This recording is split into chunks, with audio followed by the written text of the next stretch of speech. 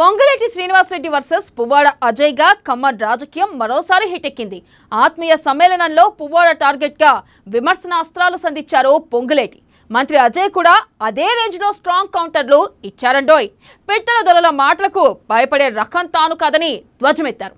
శ్రీనివాసరెడ్డి చరిత్ర అంతా బయటకు తీస్తానని హెచ్చరిస్తూనే ఖమ్మం జిల్లా నుంచి పొంగులేటిని తరిమి కొడతామని వార్నింగ్ ఇచ్చారు.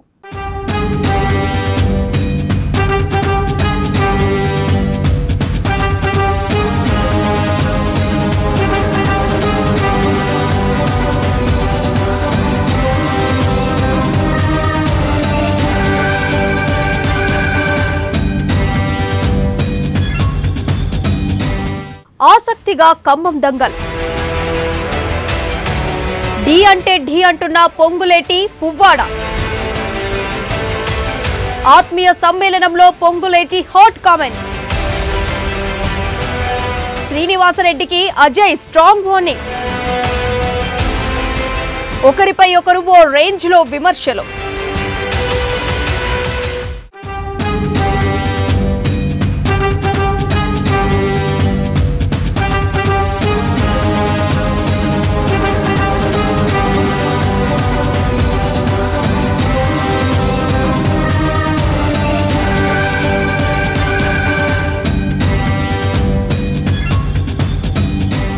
ఖమ్మం జిల్లా రాజకీయాలు రసవత్తరంగా మారుతున్నాయి. పొంగులేటి శ్రీనివాసరెడ్డి వర్సెస్ మంత్రి పువ్వాడ అజయ్ కుమార్ అన్నట్లుగా కొనసాగుతున్నాయి.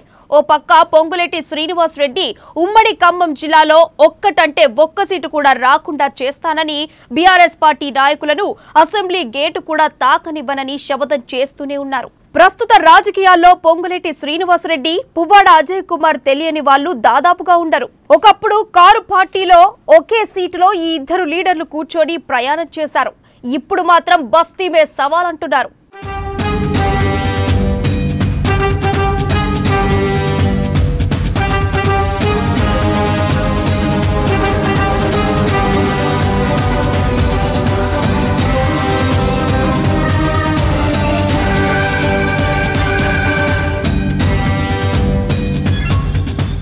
మాజీ ఎంపీ పొంగులేటి శ్రీనివాసరెడ్డి మంత్రి పువ్వాడ అజయ్ కుమార్ మధ్య మాటల యుద్ధం కొనసాగుతోంది. పువ్వాడపై నేను పోటీ చేయడం కాదు, బచ్చాగాన్ని నిలబెట్టి గెలిపిస్తానని పొంగులేటి సంచలన వ్యాఖ్యలు చేశారు. ఖమ్మంలో పువ్వాడ అజయ్ భూ కబ్జాలకు పాల్పడుతున్నాడని ఆరోపించారు. మంత్రి అనుచరులు సామాన్యులను ఇబ్బందులు పెడుతున్నారని ఆరోపించారు. మనుషులను కూడా గౌరవించలేని వ్యక్తి పువ్వాడ అజయ్ అని పొంగులేటి అంటున్నారు. ప్రజలు తలుచుకుంటే ఎంతటి వాడైనా ఇంట్లో కూర్చోవాల్సిందేనన్నారు.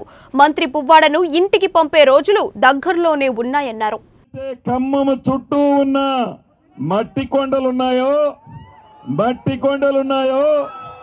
ఆ మట్టి కొండల్ని కూడా వదిలిపెట్టడంలా ఈ గౌరవ మంత్రి వర్యులు తన మన పర అనే ఏమీ భేదం లేదు. అందరినీ ఒకటే ఎజెండా భయభ్రాంతులను చేయటం వాళ్ళ అనుచరులకి ఉసిగొల్పటం, సామాన్య ప్రజలని ఇబ్బంది పెట్టడం. ఏదో రోడ్లని నల్ల రోడ్లు చేసి మినుకుమనే లైట్లు పెట్టి ఈ లైట్లతో మా అభివృద్ధి ఉంది అనుకుంటే ప్రజలు దీవించరు.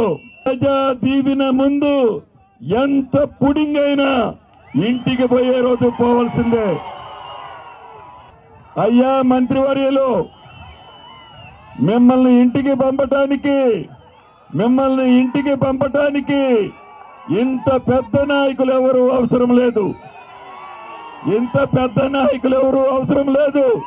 మిమ్మల్ని ఓడించడానికి సీనన్న కాదు బచ్చాగాన్ని పెట్టి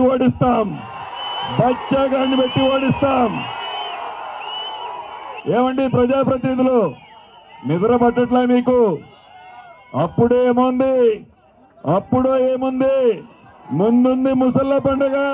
తెలంగాణ ప్రజలను మాటల గారడితో మోసం చేసిన కేసీఆర్ కు 2 సార్లు అధికారం ఇచ్చారన్నారు పొంగులేటి. అయితే మరోసారి మోసపోయేందుకు తెలంగాణ ప్రజలు సిద్ధంగా లేరన్నారు. రైతులకు అందించే పథకాలను ప్రభుత్వం రద్దు చేసిందని, ఒక్క రైతు బంధు మాత్రమే అందించి ఏదో గొప్ప పని చేసినట్లు చెప్పుకుంటున్నారన్నారు.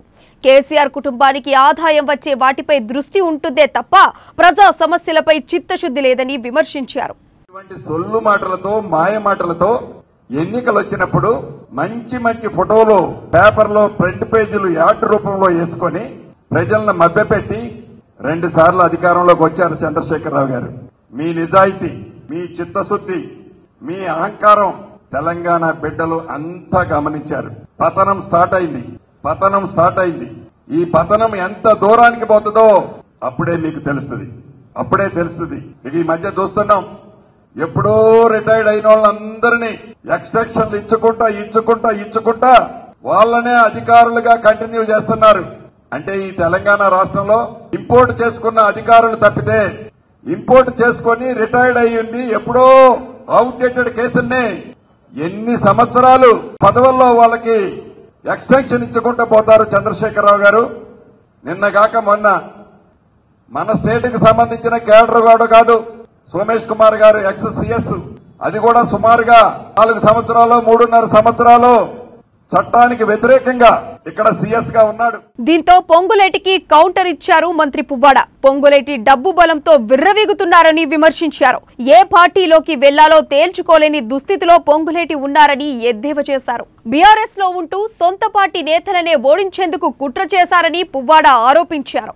పొంగులేటికి ఓ సిద్ధాంతం విలువ లేవన్నారు. తనను తాను అతి ఊహించుకుంటాడని పొంగులేటిపై ఫైర్ అయ్యారు. ఇవాళ ఎన్ని వేల కోట్లకు పోయినావు, కేసీఆర్ అండదండలు ఉపయోగించుకొని కేటీఆర్ ను ఉపయోగించుకొని ఆర్థికంగా బలపడ్డావు. నీ మీద విజిలెన్స్ రిపోర్ట్ ఉంటే దాని నుంచి తప్పించుకోవడానికి జైల్లో పోతావని చెప్పే కదా నువ్వు ఆ రోజున రాజకీయాల్లోకి వచ్చి దాని నుంచి తప్పించుకోవాలని ప్రయత్నం చేసినావు. నిన్నటిదాకా అంతంటివి రెడ్డి ఇంతంటివి రెడ్డి, మళ్ళీ ఇప్పుడు నీకు కాంగ్రెస్ పార్టీ దిక్కాయ రెడ్డి అన్నట్లు పరిస్థితి. ఇవాళ కాంగ్రెస్ పార్టీ అయితేనే ఇవాళ నీకేదన్నా కొద్దో గొప్ప ఇక్కడేదో ఖమ్మం జిల్లాలో తిరిగితేనే అవుతుందని ఖమ్మానికి వచ్చి ఖమ్మంలో నిన్ను నిలవేయడానికి చాలా మంది నువ్వు మోసం చేసిన వాళ్ళు ఖమ్మానికి రాబోతా ఉన్నారు. నీకు డెఫినెట్ గా నువ్వు ఏ రాజకీయ పార్టీలో ఉన్నా చేరు, కానీ వీళ్ళందరికీ రేపు నువ్వు సమాధానం చెప్పుకోవాల్సి వస్తుంది. ఇప్పుడు ఈయన కూడా ఖమ్మం జిల్లా పిట్టల్లూరు లెక్క ఉన్నాడు. నేను ఆయన్ని గెలవనియా, ఈయనను గెలవనియా, ఆ గేట్లు తాకనియా, ఈ గేట్లు తాకనియా అని చెప్పానంటే నేను చెప్తా ఉన్నా, ఖమ్మం జిల్లా రాజకీయాల్లో నువ్వే ఒక బచ్చావని చెప్పి ఈ సందర్భంగా తెలియజేస్తా ఉన్నా. ఖమ్మం జిల్లా ఘనమైన రాజకీయ చరిత్ర. నీ పక్కన ఉన్న వాళ్ళు ఎవరయ్యా? రౌడీ షీటర్లు, రాత్రిపూట గంజా అమ్మేటోళ్లు, బ్యాంకులను దోపిడీ చేసిన వాళ్ళు, బ్యాంకులను కొల్లగొట్టి రైతుల నోట్లు మట్టిగొట్టి 8 కోట్ల రూపాయలు దోసిపెట్టినోడు అటొకటి ఇటొకటి కూర్చొని ఉంటారు. ఎవరయ్యా నీకు నీ పక్కన ఉండేది? 5 సంవత్సరాలు నువ్వు ఎంపీగా ఉన్నావు. 5 సంవత్సరాలు ఎంపీగా ఉన్నప్పుడు ఈ ఖమ్మానికి కానీ ఖమ్మం జిల్లాకు కానీ గుర్తుంచుకొని పేరెన్నిక కన్నా ఒక్క పని నువ్వు చేసినవా ఛాలెంజ్ చేసి నేను అడుగుతా ఉన్నా. ఖమ్మం రాజకీయాల్లో పొంగులేటి ఒక బచ్చా అని స్ట్రాంగ్ కౌంటర్ ఇచ్చారు. పేదలను దోచుకుంటున్న దోపిడీదారులంతా పొంగులేటి పంచన చేరుతున్నారని విమర్శించారు. పొంగులేటి డబ్బులకు ఖమ్మం ప్రజలు అమ్ముడు పోరని మంత్రి పువ్వాడ అన్నారు. బీఆర్ఎస్ లో ఉండి బాగా సంపాదించి అదే డబ్బుతో రాజకీయాలు చేస్తున్నారని ఆగ్రహం వ్యక్తం చేశారు. పొంగులేటి పద్ధతి మార్చుకోవాలని సీఎం కేసీఆర్ చాలాసార్లు చెప్పారని, అయినా ఆయన తీరు మారలేదన్నారు. సీఎం కేసీఆర్ మంత్రి కేటీఆర్ సాయంతో 1000 కోట్లు సంపాదించారని ఆరోపించారు. కాంట్రాక్ట్ తీసుకొని పనులు చేయకుండానే 100 కోట్లు దోచేశారని విమర్శించారు.